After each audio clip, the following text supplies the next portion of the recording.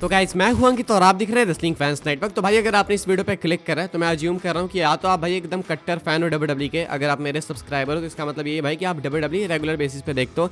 And अगर आप मेरे सब्सक्राइबर नहीं हो तो देन हो सकता है कि आप स्टिल डब्ल्यूडब्ल्यू रेगुलर बेसिस पे देखो, या नहीं तो हो सकता है भाई कि आप डब्ल्यूडब्ल्यू को ओकेजनली देखते हो या फिर एक टाइम पे देखा करते थे अब नहीं देखते। ये वीडियो उन सारी डब्ल्यूडब्ल्यू फैंस के लिए जो रेगुलर देखते हैं, जो नहीं देखते हैं, जो कभी नहीं देखते, बहुत पहले देखा करते थे, सबके लिए है। बिकॉज मैं आपको एक अलर्ट देना चाहता हूँ कि अगले साल डब्ल्यूडब्ल्यू के कंटेंट को मिस मत करना। ये अलर्ट है, एक सीरियस अलर्ट है, बिकॉज अगले साल डब्ल्यूडब्ल्यू अपने पीक पे होने वाली है।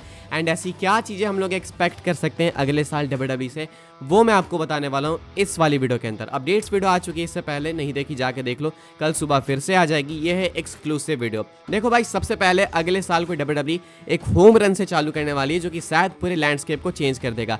बहुत सारे एक्टिव व्यूअर्स जो होंगे उनको मालूम चल गया होगा मैं किस चीज़ की बात कर रहा हूँ। नेटफ्लिक्स पे जाने वाली है डब्ल्यूडब्ल्यू मंडे नाइट रॉ को लेके। अब आप बोलोगे भाई इससे इंडिया पे क्या अफेक्ट पड़ेगा? स्टार्टिंग में अफेक्ट ये पड़ेगा कि नेटफ्लिक्स पे सेंसरशिप कम होने वाली है, तो वहाँ पे सेंसरशिप वो कम करेंगे तो इंडिया में आपको बिल्कुल एग्जैक्ट वहाँ की चीज़ देखने को मिलती है।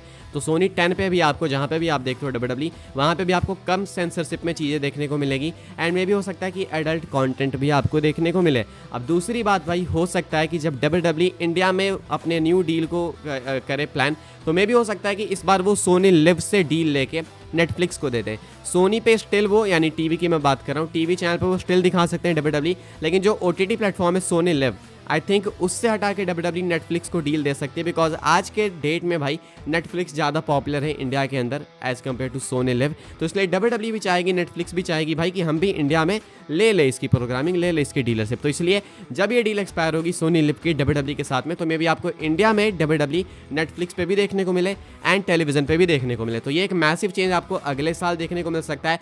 एंड अगले साल आप सबके, आई थिंक बहुत सारे लोगों के फेवरेट जॉन सीना अपने आखिरी रन में होने वाले हैं। जॉन सीना अगले साल रिटायर होने वाले हैं, एवरीवन नोज दिस। एंड अगले साल जॉन सीना हर एक चीज़ आखिरी बार करेंगे। आखिरी रेसलमेनिया, आखिरी रॉयल रंबल, आखिरी मैच उनका अगले साल होने वाला है। तो अगले साल डब्ल्यूडब्ल्यू इनके रिटायरमेंट रन को बिल्कुल मैसिव तरीके से बुक करेगी। एंड हमें मालूम है कि एंड में हमें इमोशनल तो होना ही है, तो भाई पूरे साल एंजॉय करना। बिकॉज इसके बाद जॉन सीना ने खुद ही क्लियर करके रखा है कि कभी भी जॉन सीना वो जॉर्ट्स नहीं पहनेंगे, यानी वो जीन्स, वो शॉर्ट्स कभी नहीं पहनेंगे जॉन सीना, कभी भी वो कम्पीट नहीं करेंगे। ऐसा कहते हैं कि भाई मैं उनमें से नहीं हूँ कि मैं एक बार गया रिटायर होकर फिर आके कम्पीट कर रहा हूँ, नहीं, मैं रिटायर होऊंगा तो होऊंगा, बात खत्म। इसीलिए मैं एक पूरा रन दे रहा हूँ साल भर का, बिकॉज मैं चाहता हूँ कि ये पूरा साल 2025 में डेडिकेट करूँ डब्ल्यूडब्ल्यू के लिए, डब्ल्यूडब्ल्यू फैंस के लिए। तो इसीलिए भी अगला साल काफ़ी स्पेशल है एंड काफ़ी इमोशनल है काफ़ी सारे लोगों के लिए। सो इसलिए if you are a WW fan, you must not miss John Cena's retirement run जो कि अगले साल होने वाला है। सिर्फ इतना ही नहीं भाई, बल्कि बहुत अच्छे खासे चांसेस हैं कि फाइनल बॉस रॉक अगले साल काफ़ी रेगुलर होने वाले हैं। काफ़ी सारे लोग ऐसा बिठा के रख रहे हैं मन में कि भाई रॉक आएगा, रेसलमेनिया 41 में कम्पीट करेगा फिर गायब।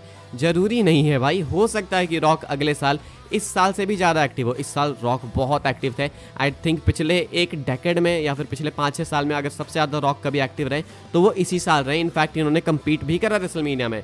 अब रॉक अगले साल भाई स्टार्टिंग में ही आ जाएंगे, मोस्ट लाइकली नेटफ्लिक्स वाले मंडे नाइट रॉ में ही आ जाएंगे। एंड उसके बाद वो रेसलमेनिया तक तो फुल एक्टिव रहने वाले। रेसलमेनिया 40 में थे, रेसलमेनिया 41 में भी रहेंगे। उसके बाद भी चांसेस काफ़ी हाई हैं कि रॉक अगले साल फुल टाइम रन दे। फुल टाइम जॉन सीना की तरह तो नहीं, लेकिन हाँ कह सकते हो कि हर 1-1.5 महीने पे अपीयर हो जाए। बिकॉज अगर रूमर्स का सही कहना है, अगर rock versus Cody Rhodes WrestleMania में होता है तो इसका मतलब है कि डब्ल्यूडब्ल्यू अगले साल through out the year Roman versus rock को बिल्ड करेगी, जिसके लिए रॉक रेगुलरली अपीयर होते रहेंगे। एंड ऑल्सो अगर रॉक वर्सेस कोडी रेसलमेनिया में सिंगल्स मैच होता है टाइटल के लिए, तो डेफिनेटली रॉक बनने वाले हैं भाई अनडिस्प्यूटेड चैंपियन। एंड इसके बाद वो एटलीस्ट पार्ट टाइमर से तो बेटर रहने वाले हैं, यानी कि अगले साल आपको रॉक पहले से कई ज़्यादा एक्टिव देखने को मिलने वाले। तो एक और रीजन जिसके लिए आपको हाइप होना चाहिए। ऑल्सो हो सकता है कि अगले साल आपको शायद अगर कोडी वर्सेस रॉक ना देखने को मिले तो शायद आपको रोमन वर्सेस रॉक देखने को मिल सकता है। तो ये तो खुद में एक चीज़ है ही भाई, इसमें ज़्यादा श्योरिटी नहीं है, तो मैं होप्स बहुत हाई नहीं करना चाहता आपके। देन अगेन भाई बात करेंगे हम लोग अपने कुछ और मैसिव मैचेस की जो कि आपको रेसलमेनिया में देखने को मिल सकते हैं। CM Punk versus Seth Freakin Rollins. भाई सीएम पंक कम्पीट करने वाले हैं इतने सालों बाद रेसलमेनिया में, अगले साल इसी साल कम्पीट करते, लेकिन अनफॉर्चुनेटली इंजरी हो गई। तो अगर भाई अगले साल चीज़ें अच्छी रहती है, जो कि I hope and we all hope कि भाई अच्छी रहे, तो then CM Punk Seth Freakin Freakin Rollins से कम्पीट करेंगे। WWE करेंटली इसी चीज़ को प्लान कर रही है एंड ये फ्यूड अगले साल बिगिनिंग में स्टार्ट हो जाने वाली है, यानी कि 2025 की स्टार्ट WWE बैंग से करेगी, जैसे मैंने आपको बोला। सिर्फ यही नहीं भाई, बल्कि चांसेस है कि स्टोन कोल्ड भी कार्ड के अंदर होने वाले हैं। स्टोन कोल्ड ने साफ बोला अपने इंटरव्यू के अंदर कि रेसलमेनिया 40 में टाइट शेड्यूल के कारण मैं नहीं हो पाया, वरना मैं कोडी की हेल्प करने आता अंडरटेकर की जगह। तो अगले साल रेसलमेनिया 41 में वो आने को तैयार। उन्होंने साफ कहा कि अगर कोडी को मेरी नीड है या फिर अगर मुझे लगता है कि कुछ अच्छा मैं कर सकता हूँ अगले साल मेनिया में, तो देन हाँ आप मुझे कंसिडर कर सकते हो मेनिया 41 के लिए एंड शायद मैं वहाँ पे कम्पीट करते हुए भी देखने को मिल सकता हूँ। तो स्टोन कोल्ड के भी चांसेस है भाई कि वो रेसलमेनिया 38 की तरह रेसलमेनिया 41 में भी कम्पीट करे। तो ये एक और रीजन हो गया कि अगला साल क्यों इतना स्पेशल होने वाला है। देन बात आती है भाई रैंडी ऑर्टन की। एक्सपेक्टेशंस है कि अगर कोडी वर्सेस रॉक नहीं होता है तो देन भाई रेसलमेनिया के अंदर कोडी वर्सेस रॉक की जगह कोडी वर्सेस ऑर्टन का मैच देखने को मिलेगा। अब अगर कोडी वर्सेस ऑर्टन होता है तो इसका मतलब सिंपल है, कोडी वर्सेस ऑर्टन एक मैच, सेथ वर्सेस पंक दूसरा match and Roman versus rock अपना तीसरा मैच। तो ये मैसिव कार्ड बन जाएगा। जॉन सीना रेसलमेनिया में कम्पीट करेंगे ही करेंगे, उसमें कोई डाउट नहीं है। स्टोन कोल्ड के रूमर्स हैं। देन रॉयल रंबल की तरफ जरा हम लोग देखते हैं भाई, एक नज़र लगाते हैं वहाँ पे। मोस्ट लाइकली भाई अगले साल रॉयल रंबल कोई एक लेजेंडरी विनर जीतने वाला है, यानी कि लेजेंडरी विनर ऑटोमेटिकली हो जाएगा वो जीतने के बाद। कोई लेजेंडरी विनर हमें देखने को मिलेगा। किसके चांसेस है भाई? रॉक के चांसेस हैं, रोमन के चांसेस हैं, रैंडी ऑर्टन के चांसेस हैं, जॉन सीना के चांसेस हैं, सीएम पंक के चांसेस हैं, सेथ फ्रीगन रॉलिंस के चांसेस हैं। तो ये जितने भी नेम्स आप सुन रहे हो सारे मैसिव नेम्स है भाई। ये लोग आपको रंबल जीतते हुए देखने को मिल सकते हैं, चांसेस काफ़ी हाई हैं। तो भाई ये कुछ माना जा रहा है। अगले साल की मैं स्टार्टिंग की बात कर रहा हूँ बिल्कुल, उसके बाद पूरे साल जॉन सीना कम्पीट करेंगे ही करेंगे।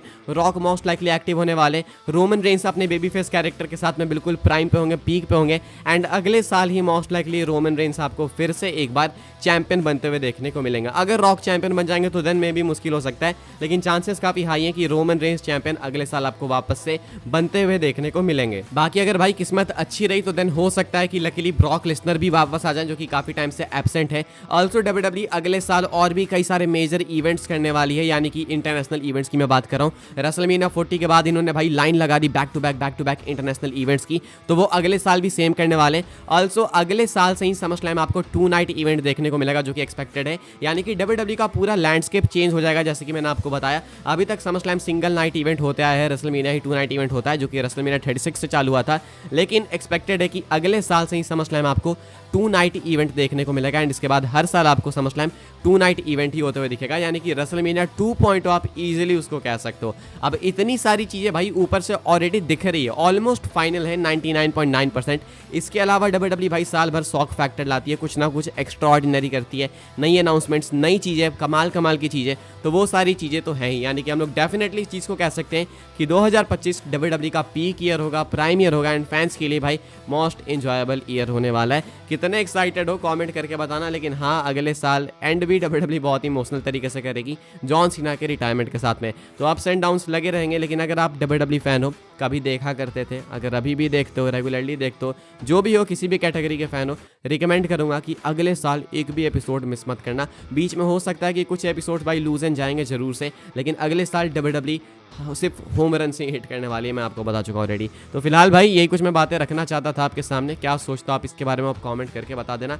एक्सक्लूसिव वीडियो थी तो मन की बात मैं ऐसे ही कर पाता हूँ, नहीं तो कभी कदार लाइव आते हैं हम लोग पेपर व्यू से पहले, तो वहाँ पे कर पाते हैं, तो मौका थोड़ा कम मिलता है। लेकिन फिर भी इसके बारे में आप क्या सोचते हो कमेंट करके बताना। लाइक शेयर सब्सक्राइब करना वीडियो को एंड चैनल को फॉलो करना। मुझे इंस्टाग्राम एंड ट्विटर पर, वहाँ पे आप लोग मुझसे बात कर सकते हो, तो उसको आप फॉलो कर सकते हो, लिंक डिस्क्रिप्शन में, ज्वाइन कर सकते हो व्हाट्सएप चैनल को, उसके भी लिंक डिस्क्रिप्शन में। मिलेंगे मैं आपसे अगली वीडियो में। Thanks for watching, good bye.